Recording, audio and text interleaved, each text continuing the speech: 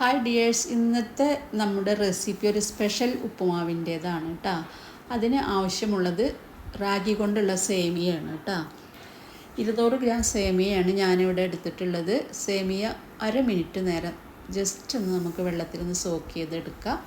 വെള്ളത്തിൽ നിന്ന് വാരി 2 മിനിറ്റ് ആവി കൂടി കയറ്റിയെടുക്കണം കേട്ടോ. കൂടുതൽ നേരം സോക്കും ചെയ്യരുത്, കൂടുതൽ നേരം ആവിയിലും വെക്കരുത്, അത് ശ്രദ്ധിക്കണം. 2 മിനിറ്റ് മാത്രം ആവി കയറ്റിയ സേമിയയാണിത്. ഇതേപോലെ ഉണ്ടാവും കേട്ടോ, പരസ്പരം ഒട്ടാതെ. ഇനി ഇതിലേക്ക് ആവശ്യമായ സാധനങ്ങൾ: മീഡിയം വലിപ്പത്തിലുള്ള സവാള ചെറുതായി എരിഞ്ഞത്, ചെറിയ കഷ്ണം ഇഞ്ചി, 2 പച്ചമുളക്, ഉണക്കമുളക്, ഒരു ചെറിയ ക്യാരറ്റ്, 4 ബീൻസ്, കുറച്ച് സ്വീറ്റ് കോണും കൂടി ഞാൻ ചേർത്തിട്ടുണ്ട്. അതെൻ്റെ കയ്യിലുള്ള കാരം ചേർത്തതാണ്, അത് നിർബന്ധമില്ല കേട്ടോ. വെളിച്ചെണ്ണ ചൂടാകുമ്പോൾ അതിലേക്ക് കടുകിട്ട് പച്ചമുളകും ഇഞ്ചി വേപ്പില ചേർത്ത് നന്നായി വഴറ്റി, ഉണക്കമുളകും ചേർത്ത് സവാളയും ചേർത്ത് നന്നായി വഴറ്റിയെടുക്കുക കേട്ടോ. ഞാനിവിടെ വെളിച്ചെണ്ണയാണ് ചേർത്തിട്ടുള്ളത്. നിങ്ങൾക്ക് നെയ്യാണ് ഇഷ്ടമുണ്ടെങ്കിൽ നെയ്യ് ചേർത്താൽ മതി കേട്ടോ.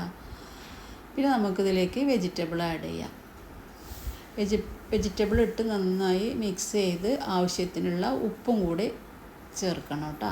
ആവശ്യത്തിനുള്ള ഉപ്പ് ചേർത്ത് ഒന്നുകൂടെ വഴറ്റി ഒരു 2 മിനിറ്റ് നേരം നമുക്ക് സിമ്മിലിട്ടൊന്ന് അടച്ച് വെക്കാം.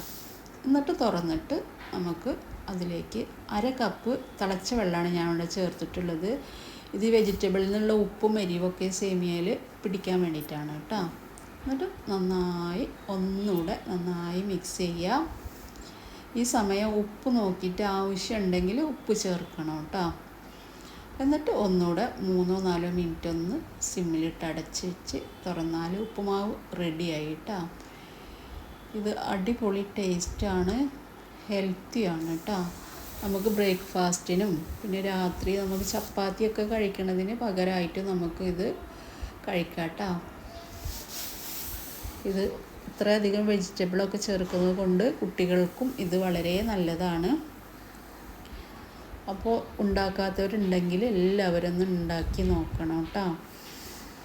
ഞാനിതിൽ കുറച്ച് തേങ്ങ കൂടി ചേർക്കുന്നുണ്ട്. നിങ്ങൾക്ക് തേങ്ങ ഇഷ്ടമാണെങ്കിൽ മാത്രം ചേർത്താൽ മതി. റെസിപ്പി ഇഷ്ടമായെങ്കിൽ എല്ലാവരും സപ്പോർട്ട് ചെയ്യണം കേട്ടോ. അപ്പോൾ പുതിയൊരു റെസിപ്പിയുമായി പിന്നെ കാണാം. ബായ്.